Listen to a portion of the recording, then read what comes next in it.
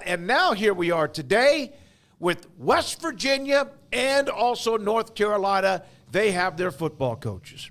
Yeah, and, West Virginia, like we talked about yesterday, running it back, Bill Belichick. It's either going to be a home run or a loud out, right? Yeah. I mean, that's what it's going to be, a home run or a loud out. And we'll see. I'm interested in everybody's opinion about these around. But again, even as much as I don't love the, UCF, West Virginia, the kind of run it back. I prefer maybe a little more innovation. If it works, it works. I'm not the AD. I didn't make the hire. And with Bill Belichick, I can tell you all the reasons why it won't.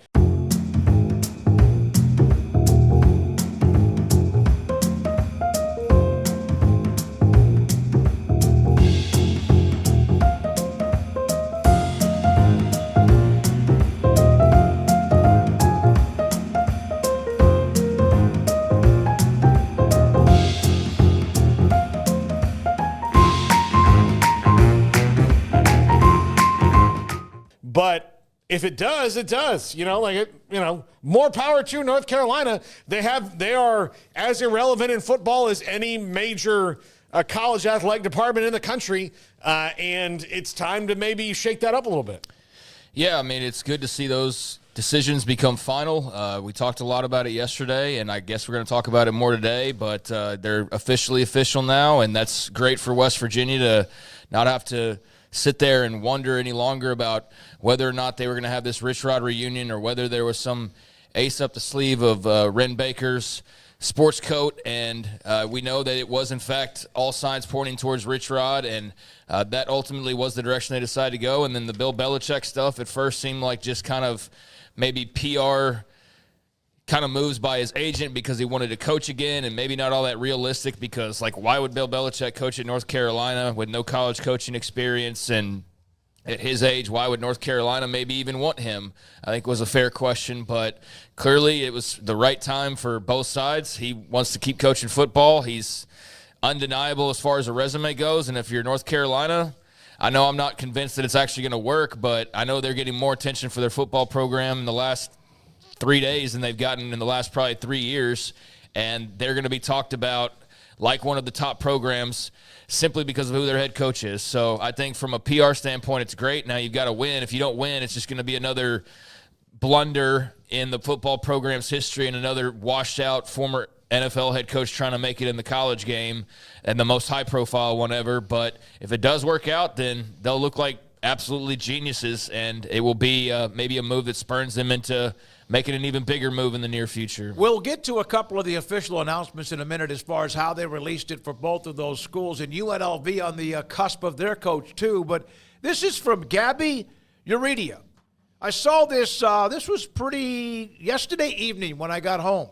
Imagine somebody telling you 10 days ago that Scott Frost was the head coach at UCF, Rich Rod was the head coach at West Virginia, Bill Belichick was the head coach of North Carolina. And yeah, if I would have just blurted that out there 10 days ago, most likely everyone would look at me like, what the hell are you talking about? But there we are with those three hires. Garrett, do you have any of the official? There it is. Welcome back. Rich Rodriguez, the head coach. Take me home. Country roads. Rich Rodriguez, the head coach. Ren Baker got on the jet, flew down, picked him up, brought him back to Morgantown, and he will be introduced, I think, at some point tomorrow. Good job, it appears. Now, Robert Thornton, who's a huge fan of this show, he always has sent me his responses about anything West Virginia. He's not happy. He told me he didn't like it at all. And so that Robert Thornton in Myrtle Beach, by the way, sent me that email earlier. In fact, it was late last night when I woke up this morning. Well, why is he not? Is it the traitor has returned kind of a thing, or is it he doesn't like that they're trying to run back something that was almost 20 years ago? Well, I had it, and then, of course, as I was going to something else, let's see here. As I was going to something else, I lost what he wrote me. So we'll get into that here in just – oh, here it is. It's right in front of me. Ha-ha!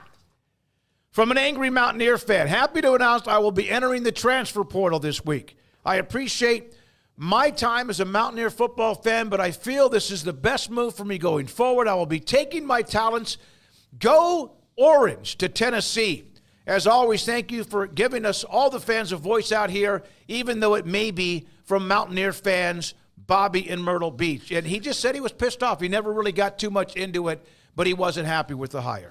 Yeah, I mean, that's not a bad pick if you're going to switch teams. I don't know. I'd go Georgia, though, I think, or maybe Oregon if I was going to flip allegiances, go for the team that's got the best shot at the Natty, but I guess Tennessee's got their own shot, so, hey, maybe that'll work out for you. But, yeah, that's a bit of a dramatic reaction, and I don't know how many others are in that same boat, but there are plenty of people in the boat with him that aren't happy about the Rich Rod move. We outlined that yesterday. It's not a move for everybody. I don't think he was Ren Baker's first choice. I think he probably had his own guys in mind, but Andy Kotelnicki or Brian Hartline either didn't foot the bill this time around or didn't have interest, and so Rich Rod ends up being the guy. But, Ren could have, if he didn't really want to do this, could have kept searching. He could have gone a different route. So clearly there was something that clicked there, and he's not a dumb guy. Like, he knows the history. You had to talk to a lot of people to sign off on this that were around when Rich Rod was around the last time. So a lot of people had to come to grips with what happened years ago and decide whether or not the juice was worth the squeeze, and they think that it is. And so we'll see. Much like the Belichick hire, it could blow up in their face. It could be the move that unites everybody and they become the hottest program in the Big 12. We really have absolutely no idea whatsoever because his last tenure was so long ago that, yeah, he just played in a conference championship game, but there's no way to say, like, oh, well, that worked at Jacksonville State. Like, that means he's going to do this here. No, but it is a fascinating hire to discuss. If it is, alienating people, that's a shame. That's what a lot of coaching hires will do, and this one I know is a bit more personal than just you hired a guy that you didn't want. It's a guy that people don't like in some cases. So that's going to be something he's going to have to try and do in his first few months on the job is mend some fences and soothe over some bad feelings, and I'm sure that'll be a big part of his job along with putting together the team. But, yeah, I don't think you're alone at all. I think you realize that, and I'm curious of how many people stay on that side of the fence versus maybe get wooed back over. This is from Bobby, again, to more specific about one thing. It's about one game. It's 2007 against Pitt. Remember, they were on the cusp of playing and winning a national championship. He said it's never a great idea to go backwards, especially when that backwards was one-trick pony with a gimmick offense that everyone figured out. See the Pitt game of 2007 when the corners cheated up behind the defensive ends and stopped the spread offense, and some lightning in the bottle.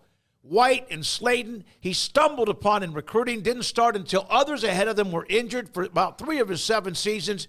He has been mediocre everywhere else he's been. Never a good idea to reclaim someone who walked out on a young student-athletes group literally in the middle of the night who were already reeling. Yeah, that's the game that's famously one that would have sent them to the national championship. And I know I've heard Pat McAfee tell the story. He missed a couple kicks in that game, got death threats, and that was, I think, the moment that kind of